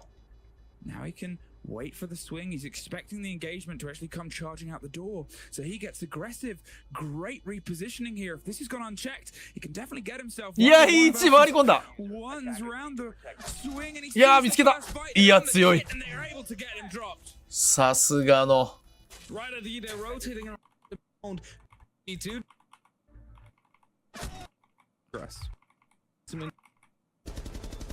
As the pressure is coming up from the balcony.Just a little bit of an opening of the door. It is the phantom pressure we always talk about. It's just there to make the defenders be more careful in their movements and start restricting them bit by bit in where they can actually play safely. あ、そうなんだ。エンスのマップ版がひどかった。かけかけさん、フォローありがとうございます。高層ビルはちょっとこの1個前の試合見てたらバンすべきだよな。攻撃うますぎるんだよな、実は。CAG は絶対高層ビル蹴ろう。か、高層ビルはこれ以上詰めてこないと見て、完全に潰す方法を持っていって高層ビル取るのはありかもしれない。高層ビルはみ込み作戦ありじゃない？どうこれ？アマチュアの俺が考える CAG なんちゃってアナリストの必勝方法。どう？高層ビルはみ込むってどう？いや、これは下からいくら位置が分かってても気ちいぞ。そうだよね。相手の位置も分かってるっていうのは絶妙なんだよな。なんだ何が起きた？Gets Doki in the same second. They've lost the IQ, they've lost the buck, they've lost a lot of the damage from the soft, and now they've lost the Deimos as well. Only the ace and the os are left, and ENCE held firm. いや、俺ね、G2 マジでマップが間に合ってないんだよ。この LCQ 見てる限り。アジトは明らかに詰まってなかったから、いや、絶対詰めないといけないじゃん。優勝を狙うチームは。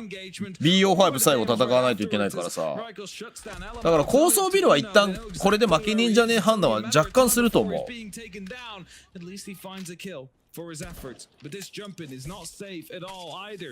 そう、カフェとか G2 うまいイメージないんだよな。銀行がちょっとむずいけど、カフェ、アジと、ナイトヘイブンもワンチャン切れんじゃないかな。この試合、ナイトヘイブン一番最初にバンしてるもんね。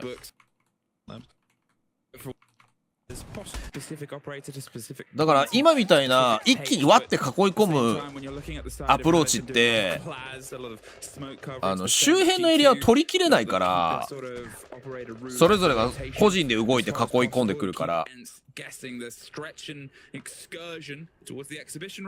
それを考えた時にまあ領事かなと、なんか入り組んでるマップの方がやりづらいと思う。合わせが領事ぶつけるのめちゃくちゃありな気がするな。まあ B4 だから取らしてくれないと思うけど。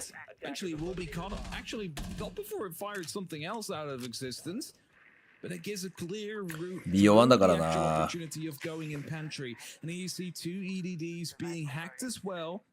If defenders start rotating back in a panic, they might not be looking out for those traps. I say, as is being shut out right now by Alems, who just quickly walked in, realized what was happening, and secured it from becoming a threat.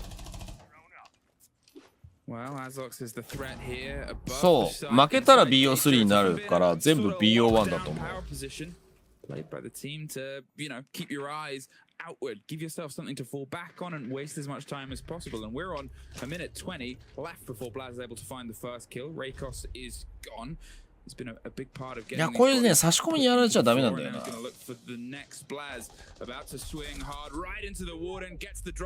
う全然グイグイいってるよね。なんか、そうか、打ち込みがあったから音が聞こえなかったのか。陽動がうまいよな。行くところのフォーカスがマジで強え。お、いいかも。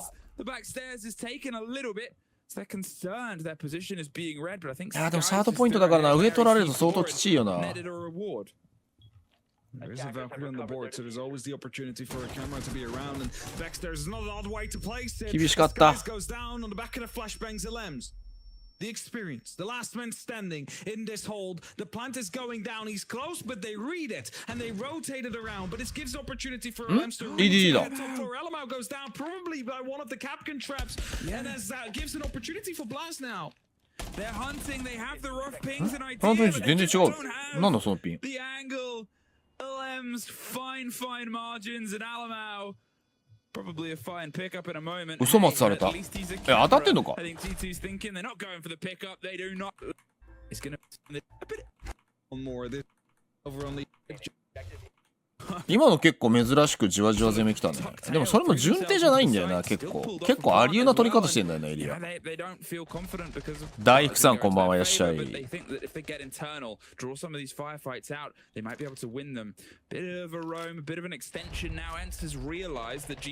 初戦 BO1 だと思うけどね。あれ負けたら BO3 だよね。確か。初日 BO14 本でしょ。I believe Lawyer is waiting underneath the window for someone to start rotating back. They're trying to shepherd them back towards the side. あれ BO3 やったっけ？これ前回のレギュレーションもう覚えてないんだよ。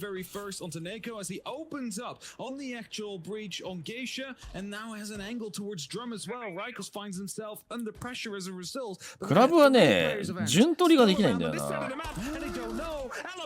is going to be injured. He almost whiffed the opportunity there, Azax, but he lives to tell the tale and he's still fighting out.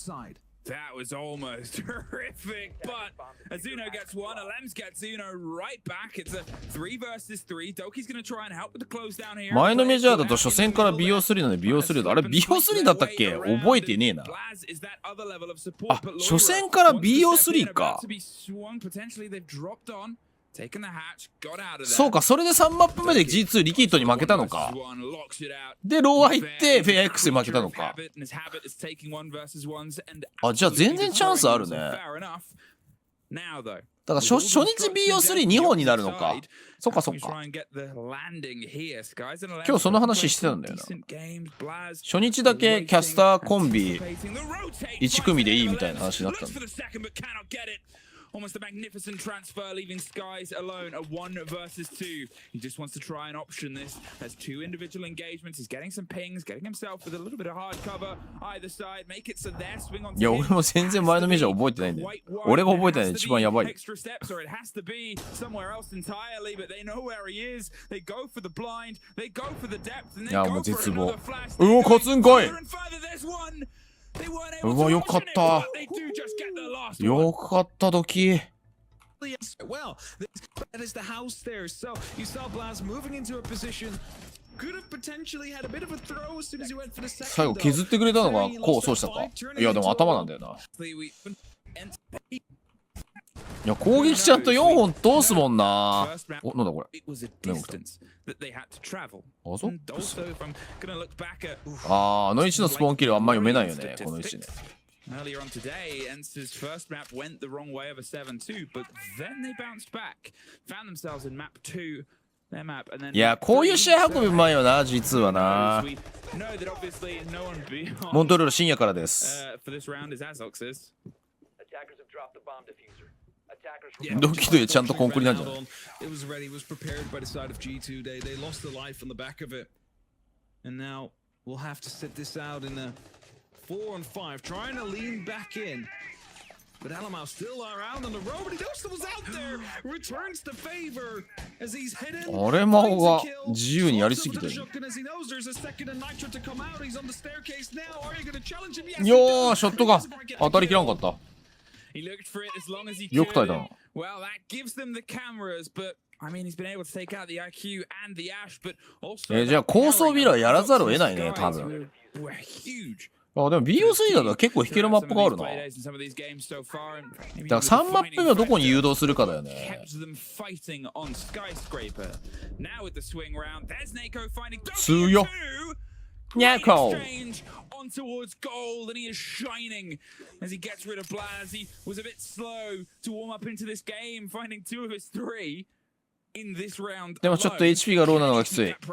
遠隔ガスレンドが2つ残ってるからめちゃくちゃ重いなこれ。On the thermite, on the Dockerbee, and the gadgetry still in the pocket of the smoke. They cannot even risk getting hit by that bandit battery and get the death of them. They're able to trick it. いやー。They go down to it.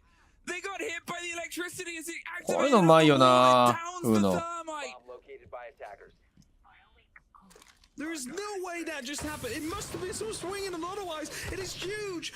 ああ、カバー取れんかった。エレムズ They were so hurt that those 2 bits of gadget with a death nail in the coffin that is slowly being built. It's a 1 versus 1 though.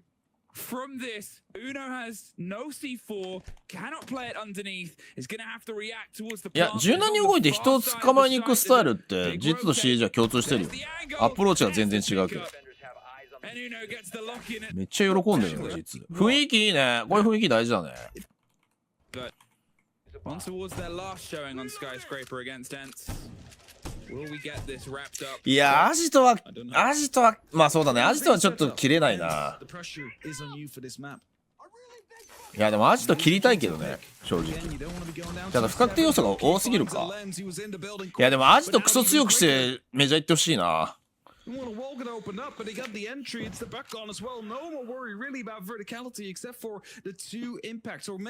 だいぶ今、エレムズチョンボだぞ。だいぶチョンボだぞ。あのトッケビのムーブ。2v2 で慌てなければ芸者に1枚確定だったから。しかもあれ多分ピークされたの茶室があったと思うから、茶室に1枚いることも分かってた気がするんだよな。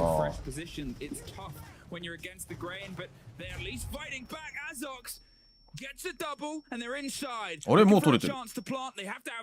しかも現地 IQ で確認できてる。え？なんか走り抜けてた。まあいい、そのクレームはいい。Now though, with the Valkyrie underneath and with 1 dropped onto minibar, where are they going to plant? The pings are there, and there's a concern because of the soft. They are waiting ケツ吹きうのが来た。 patiently to close down, but I don't think they're taking the bait. わあ、そのロックは読めねえわ。It's going to be where they take it. A quad kill for Azox. He's looking for the last one here as Uno is all that's left, drifting his way across. 謎の動き。 building. Can't get the whip. 謎の動き。 For the chance of stopping the plant. So いたたたたたた。will just get closed down here. There's one. There's no more than it. Neko gets FPS バグって言ってたね。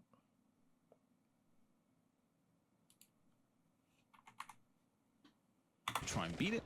It doesn't seem to be happening as well, a careful approach coming out. CG のメンバーアジト嫌いじゃないし、アジト切ってもいいと思うけどな。1マップ目をどう対応するかだな。G2 の、まあ、1マップ目になるか2マップ目になるか分かんないけど。いや、マジでアジト切ってほしいな。いや、銀行はちょっとむずい気がするな。スニークを管理できない気がする。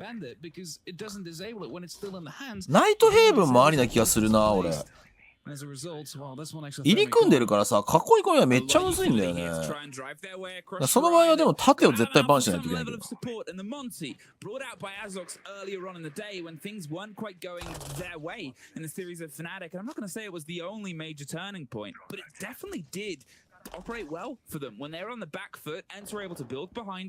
うか、G2 と BO3 か。楽しみだな。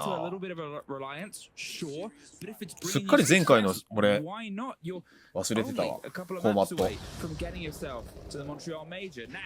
That exothermic, that'll pop that other wall. That's how it works. And at that point, they just had to try and risk it. Really wants to take this fight and wins it out.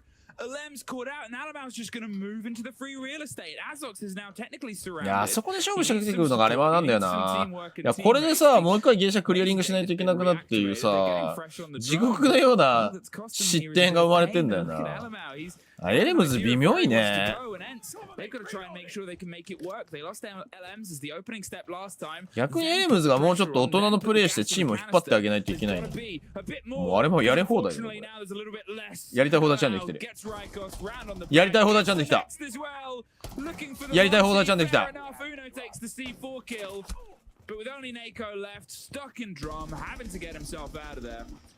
ェーズ1で一番強いチーム何だと思いますか？ブラックドラゴンズです。G2 はアジトほぼ JP はアジトほぼ見せてないから G2 即番ちゃうか。ああ、どうだろうね。苦手だっていう判定はできるけどね。3走はね、まあ真ん中ぐらいだった。さっきの試合見た限り。そんなにうまくもなく下手でもなくって感じの印象だったな。ファビアンがタルコを配信してる。いやもう PSG タロンは崩壊したっぽいからな。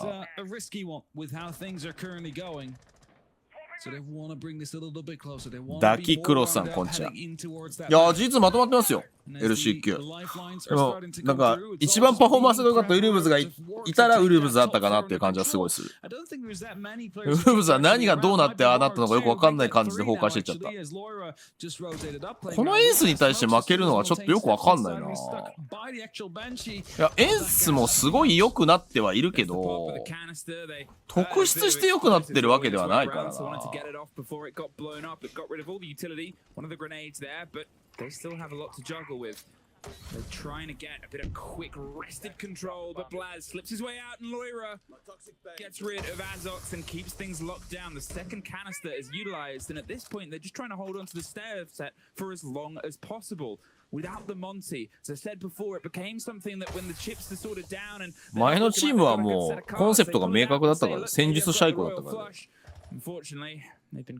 でもやっぱりこうなんか若い柔軟なシージについていけなくなって、リケが中心になって外れてみたいなところがなんでエンスが逆にエレムズ欲しがったのかよくわかんないんだよな。ベテラン入れてもう少し安定した戦い方をしたかったみたいな感じだとは思うんだけどね。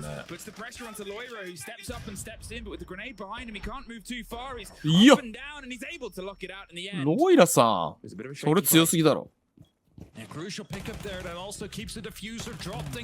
タロンはヤスがガンなんでしょ今。ちゃんと試合見てないから分かんないけど、なんかそういう話は聞いたけど。いやコンカッション残ってるよ。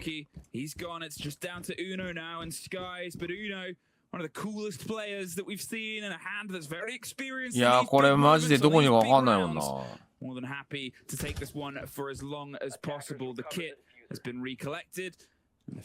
圧倒的ウーノ有利だなこれ。う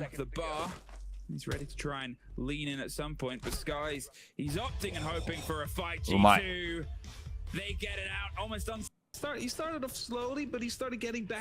ベテラン IGL だからウーノみたいなそんなこと。いやでもさ、リーグ全然喋ってなかったんだよエレムズ。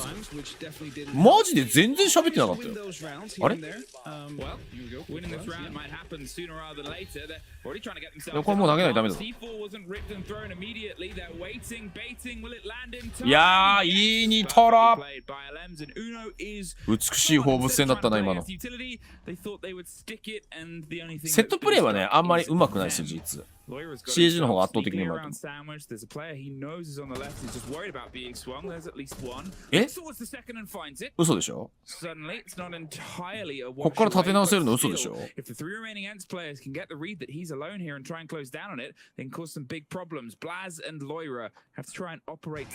今の CG でベイターってあんまり意味ないと思うけど。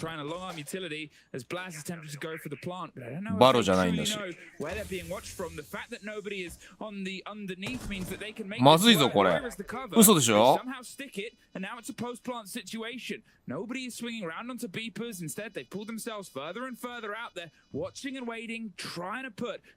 嘘でしょこれ。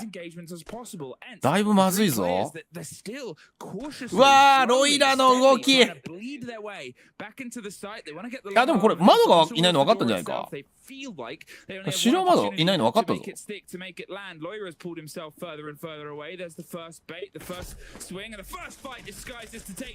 うわロイラ。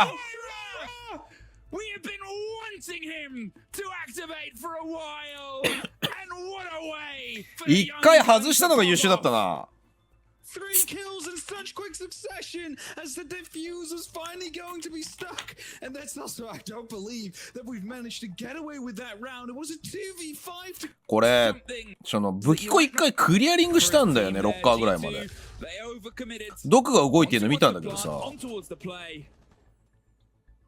でセキュリティに一回逃げたのね。だから想定ではそうだよね中廊下とかから来るっていう想定だっただろうな。それがクリアリングしたはずの武器庫からもう一回来られたっていう。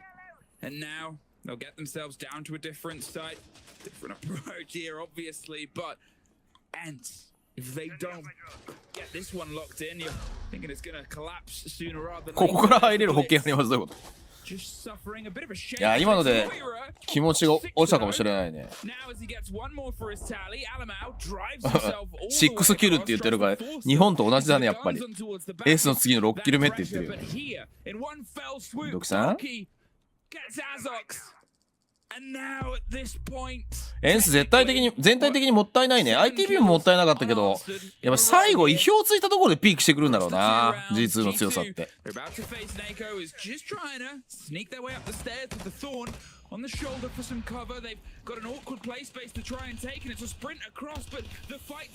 よく持ってったな。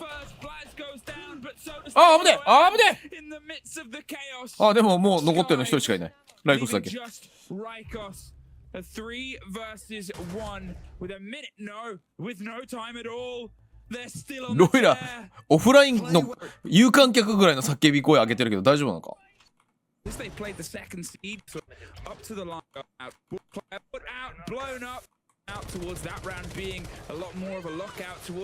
いやこれメンタルいっちゃってるね。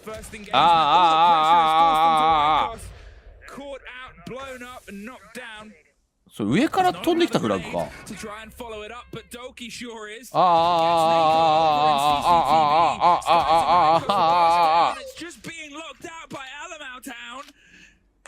吹き抜けラペ嘘だろ。そのラペそんな強いの？うお強すぎ。そんなラペリングの車線研究してる人いるの？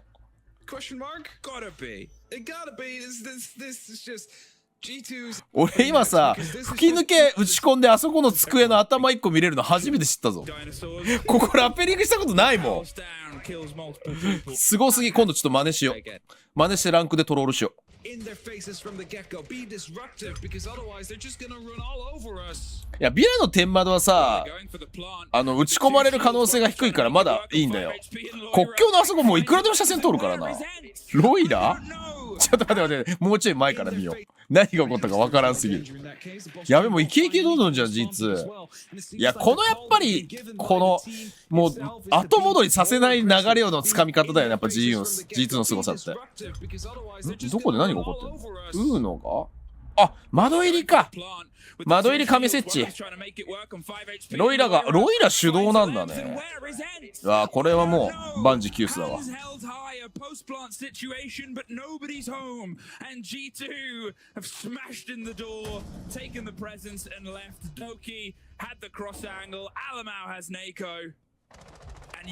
ダブルシールドね。Ahead of you here, Rykos finds the first.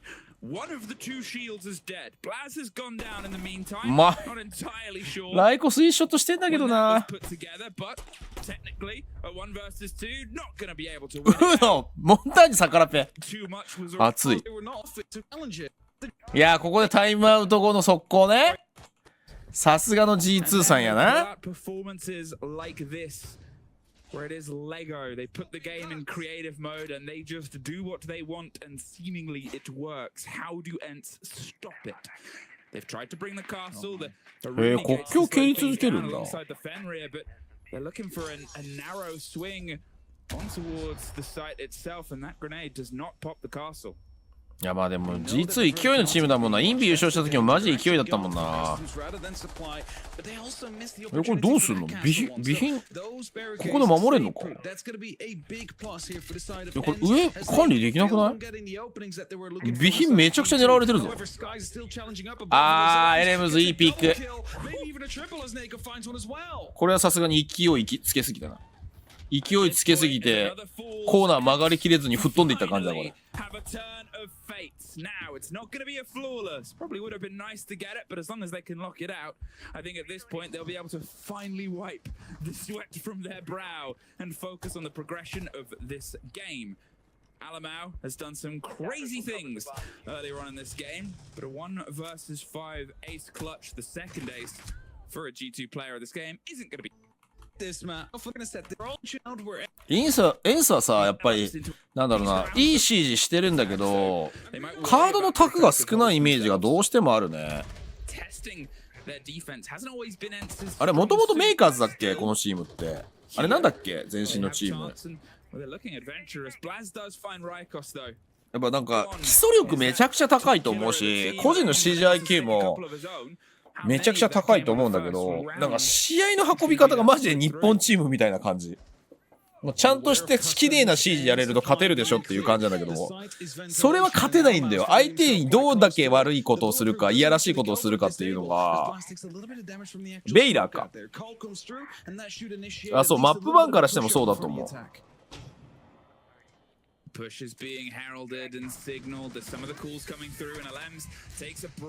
試合運びがね、日本チームみたいに正直すぎる。俺日本チームの弱点ってそこだと思ってるからさ、綺麗でいい CG すれば勝てると思ってるんだけど、その時代はもう終わったんだよ。 G2 のペングー時代に終わったんだよ。それはあのチームが最強だった時に終わったんだよ。フリアとかもめちゃくちゃ相手の嫌がることしてたからな。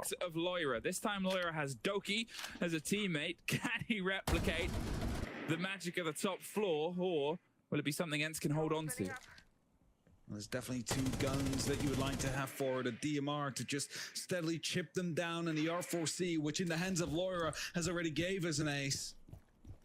A minute left. The diffuser is down. No one's currently watching it though, so it can be freely recovered. ITB とかそういうのうまいんだけどね。綺麗な CG するんだけど、相手の嫌がるちゃんとカードを持ってきて切れるみたいな。その水準が高いみたいな。あったんだけどね。うわぁ、ドローン回した瞬間に入っていった。ドッキー。うまっ。これスモーク対全然違うところでプラントしてる。おもろ。それはおもろすぎる。うわうわ、下見てるぞ。いやー、取ったー。今のドキ頭良かったな。スモーク全然違うところの角スイッチに見せかけて全然車線通ってない違うところでプラントしてたな。まああれ8ダイブされたら終わりの位置だけど、まあ、ロイラが上管理してくれたのがでかいんだ。いや、この柔軟性はやっぱ G2 だよな。個々の IQ の CGIQ がマジで高いよね。さすがにさすがにロイラさん。1号か。俺 G2 防衛の方が得意だと思う。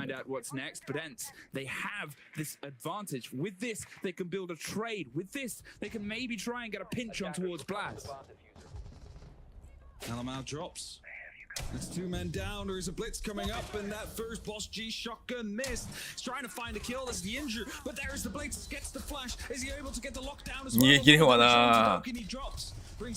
ダブルシールドか。いや、これはシールドやっぱバンせんとダメやな。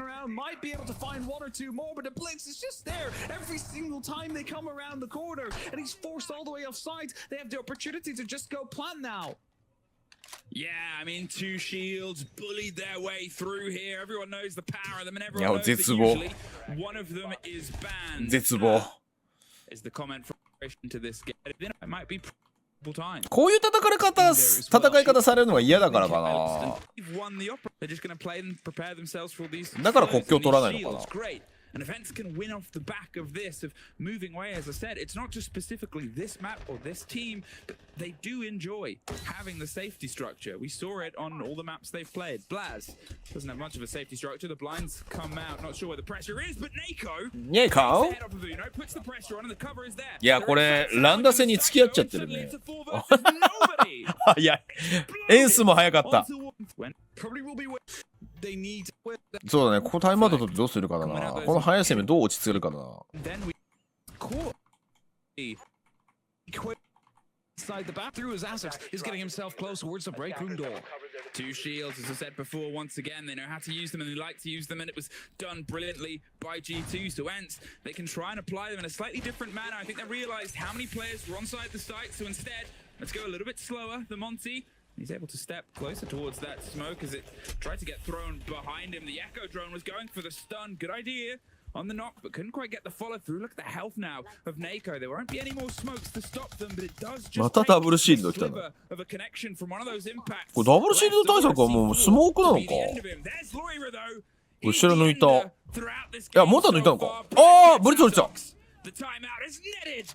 Double down rewards, Blaz locking it on towards 90 as they're looking for ガスグレネードも使えるだけ使って HP 薄くしたところで当たったのか。いやー、ブラズの陽動いいね。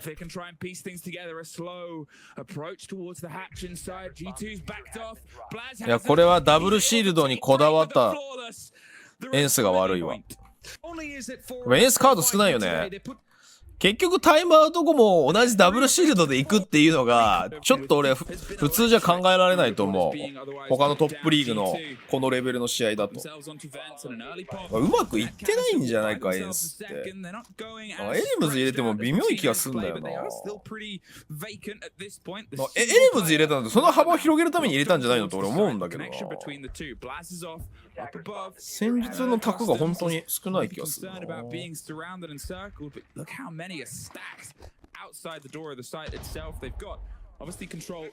さっきのやるんだったらモンターニュがブリッツ1枚だけ残してダブルシールドに見せかけてなんか違うアプローチすべきだったと思うな。あれマオのこういうピークやっぱ強いね。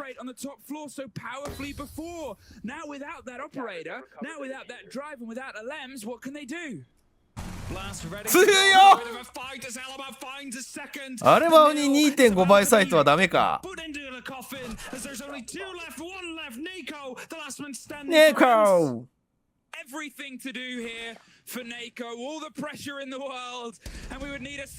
そうそうそう。同じことやってるからやっぱタクが少ないんだよな見てると。いいチームなんだけどな。エンスももったいないね。やっぱ ITB の方が全然可能性あったな。これは組み合わせの不運を ITB は呪うしかない。ITB はファイナルで当たってたらまた分かんなかったかもしれないね。It's done です。誰か入ってきた。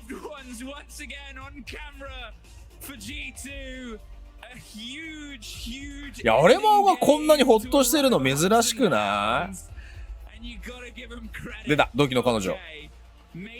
精神が安定したという恋人。いや、やっぱ自信なかったんだね。G2 のこの喜びを見てると。だいぶ苦しい戦いだったんで、やっぱり G2。まあ、プレイオフはほんと完膚なきまでにやられてたもんな。いや、一番の天敵、ウルフズがいなかったのがマジででかかったな。ウルブズがいたらこういう盤面は作れなかったよな。ある意味さ、ITB も G2 も言うて G2 の土俵に乗ってくれてんだよな。ITB もエンスも。結局 G2 の土俵に乗ってくれてたから G2 が勢いを出せるような下地は整ったから、CAG はこの G2 の土俵に乗らずにどうやって戦うかだね。でも噛み合わせ的にはもろぶつかり合う。強みと強みがぶつかり合う戦いになるからな、おそらく特性的に。やっ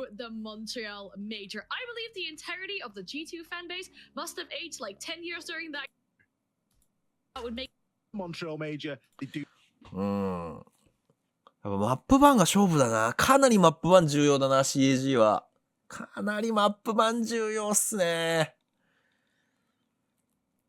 いや、俺は本当に苦手な、詰まってないマップ多いなっていう印象を受けた、この LCQ で。アジトを含め。やっぱ特性と合わないマップが結構今のマッププールにあるから、そのカードを2枚うまく切れれば勝てる。で、向こうが取ってくるマップをどうするかだな。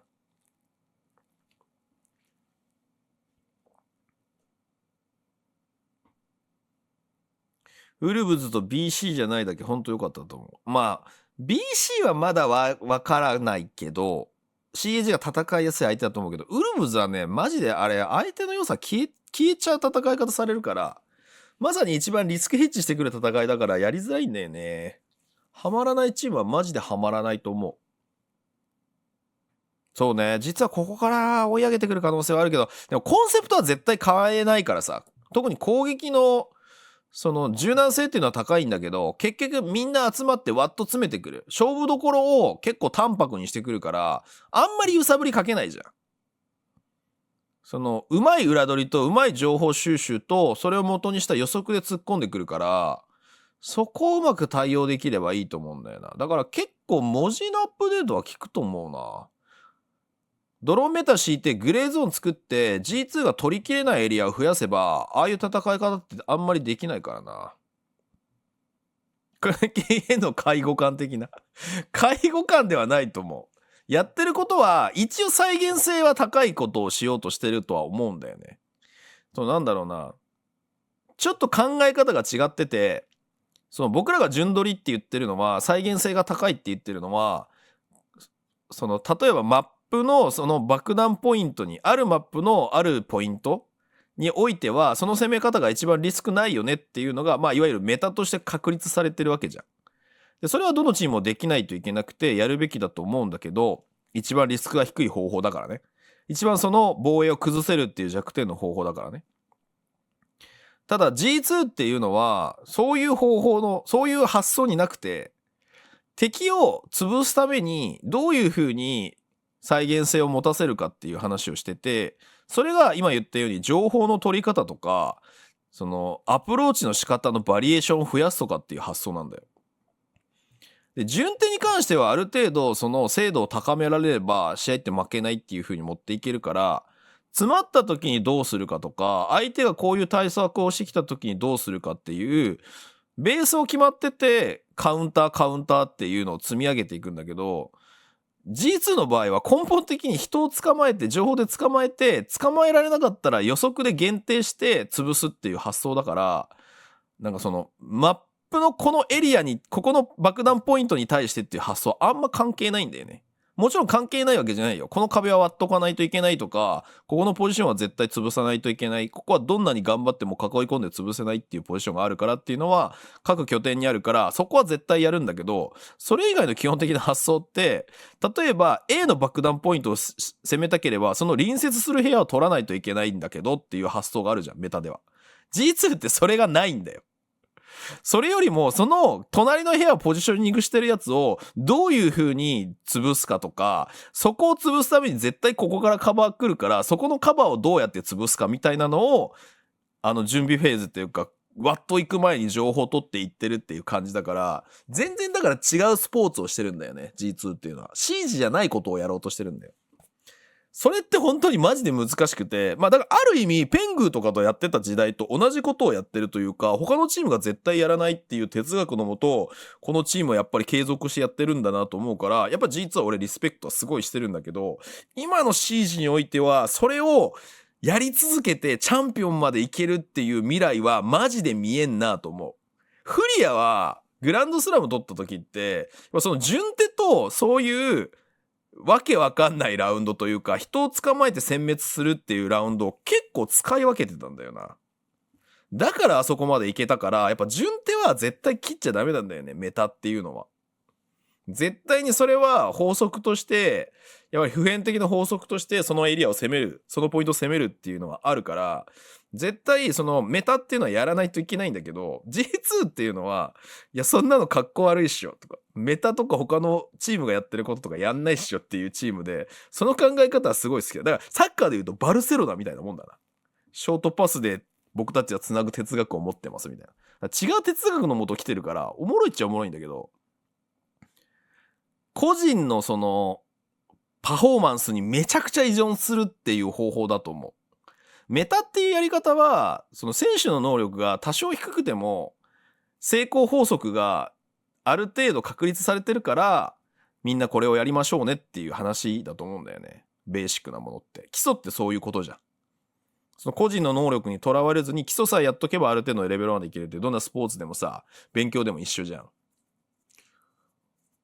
そこら辺のなんかさ、考え方の違いあるからおもろいなと思うんだけど、だから今日チューリップ君が言ってた気になるところは CG やっぱ順手が苦手だって言ってたので、それを残りの期間で詰められるかなって感じだね。移動を考えると1週間ぐらいしか練習する時間ないと思うから、その順手のカードの切り方をどうするかのね。モンターニュがいる時はそんなに気にならないんだけど、モンターニュがいなくなった時のマジで順手が CAG って得意じゃないから、アドリブは得意なんだけど、確かにアドリブ勝負だとちょっと G2 の土俵になりすぎちゃうから、俺は順手とあとはセットプレーは CAG の方が G2 よりも絶対にうまい。それは間違いないと思う。アニツンもいるし、結構アレマオ対アニツンになるかもしれないね。面白そうだね。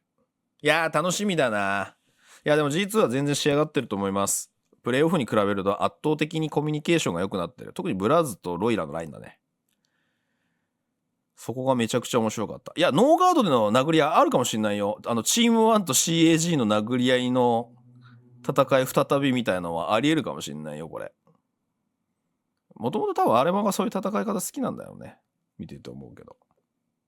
だからバーチューとかは多分再現性の高い、まあ A パックっぽい戦い方が好きだから、最終的にはそこで方向性がずれたというか、こう緊迫した試合でのずれが発生して、仲違いというか出ていっちゃったのかもしれないね。